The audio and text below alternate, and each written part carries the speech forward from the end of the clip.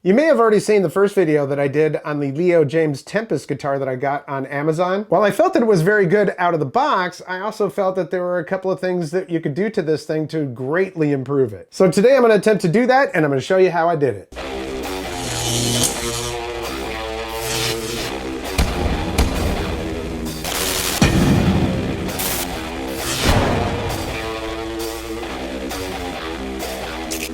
Welcome back, I'm Tony, and yeah, the Jaymz Tempest, it's actually a really good guitar, especially for $229. I mean, that's a steal, especially for something with this type of finish on here, binding on it, and active pickups. There's a lot of things to really like about this guitar, but I was like, man, first of all, the tuners on this thing, it was making it difficult just to keep it in tune, right? Plus this one right here had some stepping in it, so you'd be tuning it and it would go dunk and it would go above and then you'd have to tune it back down. It took forever just to get it there, and then they didn't want to stay in tune, especially if you use the tremolo on it. The fretboard was really dry and the neck had a pretty good up bow to it, which was making the action not so great and causing a few problems with notes across the fretboard. So not being a big luthier expert, what did I do? I turned to YouTube, and Stu Mack is something that I found. I'm going to actually link down in the description his tutorial on adjusting the truss rod, because it was nice and short and easy to understand, and that's what I'm using as a basis for adjusting the truss rod today. Nearly every guitar that I've gotten, I had to do something to it, a little tweaking here and there, lowering the action or something.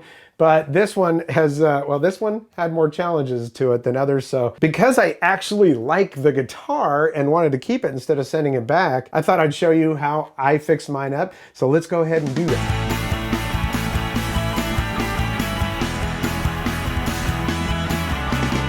All right, so I've got this on my makeshift bench. Yeah, sorry, I don't have an actual bench, but I do have some tools here. We've got some strings that we're gonna put on here. These are my favorite strings, Ernie Ball Super Slinky.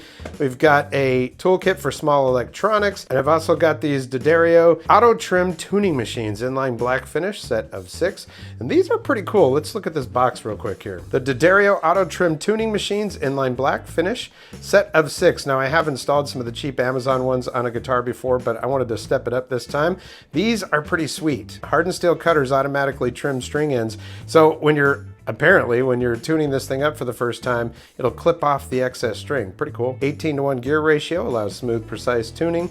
Non-slip locking design for improved tuning. Process looks pretty simple. You feed it through the tuner, pull the string tight, tighten the locking tuner knob, and then tune to pitch, allowing the tuner to trim excess string. All right, well, we'll see how that actually works. So I think the first thing I'm gonna do is adjust the truss rod. In order to do that, we've got to get access into that right there. And the middle string is gonna be definitely right in the way. So we're just gonna remove that.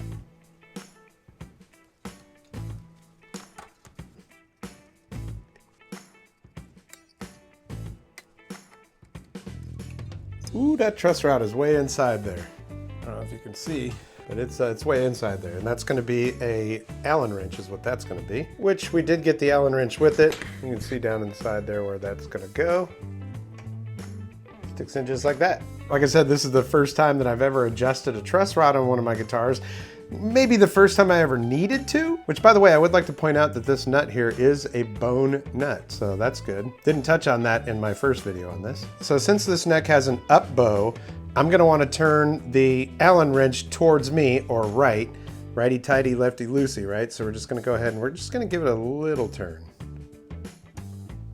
Maybe a little bit more than that. You hear those strings tightening. I'm gonna loosen them up a little bit. Now, I left them on there because you want to have some pressure on it, right? Because you want to be able to tell what the relief actually looks like. At least that's what I've figured out from watching YouTube videos. Yeah, I'm YouTube smart. Let's take a look. Still a tiny bit of up bow. We'll adjust it again. Yeah, I've been watching Stu Mack on YouTube for his luthier stuff, and I'm like, man, this is actually really nice. Just go tiny. You don't have to adjust these very much, apparently. Boy, that looks a lot better. Just got to get a little tiny bit more. Now that truss rod's feeling pretty tight right now. And it still has a little bit. Now, I'm actually gonna have to look at Stu Mack and get some of their stuff because, you know, they got fret rockers, they've got the straight edge and everything. I mean, they've got everything you'd need to do luthier work. But I also learned from them, all you have to do if you don't have a straight edge is hit this string here at the top and then down here around the 17th fret or so.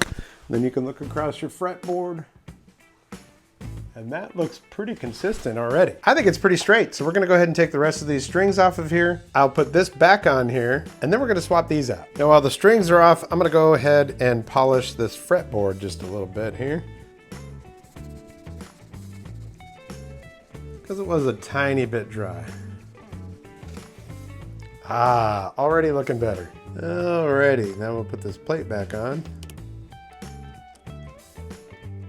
Okay, so I had originally gotten the 9/16 out because a lot of these truss rods have an acorn nut on it, and that's what it takes, but this came with the Allen wrench that was required to adjust that truss rod. All right, so the tuning machines, go ahead and open that up. Got screws, we've got nuts and washers, and here are the tuning machines. There we go. Yeah, I'm really curious as to how that cutting of the string is gonna go. All right, we're gonna check the frets real quick here, since I've got all the strings off. I really need to get a fret rocker and some tools from Stu Mac. You know, they look pretty even, but I will tell you this, I noticed that a couple of these frets are cut short. I don't know if you can really see that, but a couple of them are cut short. All right, so we're gonna take these off. This is a 10mm socket right here. You do want a deep socket because these stick up pretty high, and a standard socket will not do the trick. Fits right, oh, wow. Okay, well these are really, really loose. That's like finger tight. There you go. We're taking that off of there. We'll take off the washer. And then on the back here, we're gonna have one set screw to remove. So I'm gonna go ahead and take all of those off. And this is pretty interesting. Look, the second one here, I didn't even put the socket on there, and I can take that off with my fingers. And that's the last one. You'll notice that they do have a set screw in there. Question is, will that match up with the D'Addario? And bingo, yep. Everything lines up perfectly. All right, so I'm just gonna go ahead and put all of these on. Come back in just a minute. Just a little side note for the set screw, it did come with its own. I'm using the ones that came out of the old tuners because I know that they fit perfectly in the holes here. So we'll just use those. All right, those are all in. Flip her over. Just as a side note, because this is a tremolo, I stuck a yellow pad underneath there to keep this from damaging the body and also to keep it up where it's supposed to be. All right, for the last part, we're just gonna put a washer on there, then we'll put a nut on there. Make sure you don't cross thread it. In this case, it's not a 10mm, it's actually a 1/2 inch. There we go. Of course, we'll just repeat that for all of the remaining tuners. Now, just as a side note, you want to go ahead and, you tighten it down with your fingers first. Get it all the way down there. You don't want to over tighten these at all. You just want to make sure that it's not going to come loose. So just give it a little twist. And there you can. I can't twist it with my fingers, so we're good. All right, those are all installed. So we're gonna go ahead and put these strings on here. Super slinky Ernie ball. All right, so we went ahead and pulled that through the back, and I've never used these before. We're gonna go ahead and loosen up the lock. I'll pop that through there. Now, according to them, you just pull the string through. I've used locking tuners before, but never these. You pull it tight. I'm gonna twist that locking nut. The lock on the tuner. And it says to go ahead and turn the tuner to tune, and it should snip off the, well, it's starting to get tight.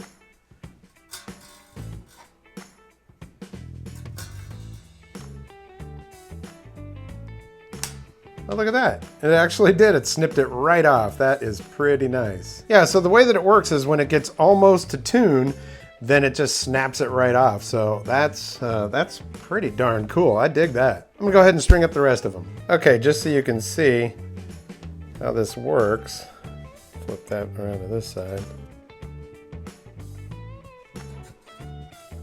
So you get a little bit of resistance and boom, it just snipped that right off. Pretty cool. Now, I'm also going to put one of these pale blue 9 volts in there.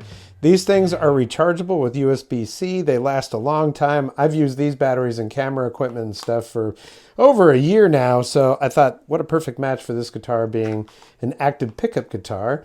I don't have to keep buying my 9 volts.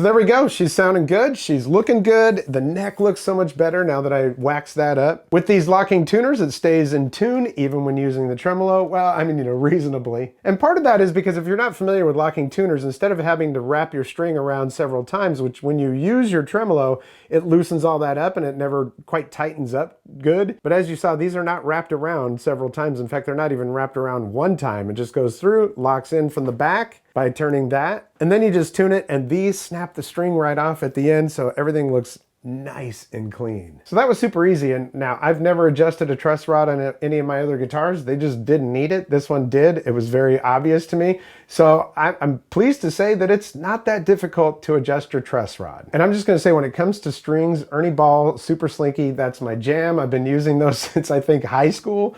But yeah, I love them, and they make every guitar just a little bit better for me. Like I said, I'm not an expert at this stuff, but I'm learning, and as I go along in my journey with that, I'm going to share that with you here on the channel. I'm going to take a second look at some of these other guitars that I've got here and see if any of those need a little adjustment on the truss rod or anything like that.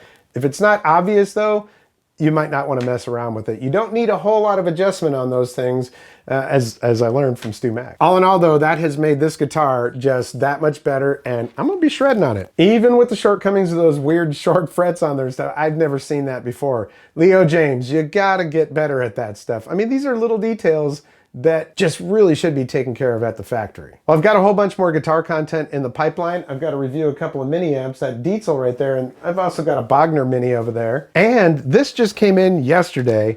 Yeah, it's a Jackson guitar, and this is a $159 Jackson guitar. Haven't even opened the box yet. I wanted to get through with this Leo Jaymz thing, but this was $229. And for most people, that's an unknown brand. Jackson is a known brand, so we're gonna see how the two of them compare. $159 versus $229. But yeah, if you're into the guitar stuff, I've got a lot more coming for you. I just want to thank you so much for your support here on the channel. It's been around since 2013. If you're just discovering this channel, I really appreciate you. I've been playing guitar since I was 11 years old, but I only really just started including guitar content here on the channel a year and a half, 2 years ago. It's my oldest and biggest passion, so I figured let's get that here on the channel. But your support means the world to me, and it's the reason why I'm able to keep going with this. So if you like what you see, hit the thumbs up. If you haven't subscribed yet, there is a red subscribe button down there. Hit that and the notification bell. You'll get notifications when I upload new videos. I do have a thanks button down there if you're so inclined. You can send a couple bucks my way. It is not inexpensive to run these channels.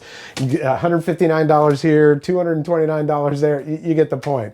Anything helps this channel, so I appreciate it. But most of all, I just appreciate you. Well, that's going to do it for this episode. We'll catch you next time on the Vapor Trail channel.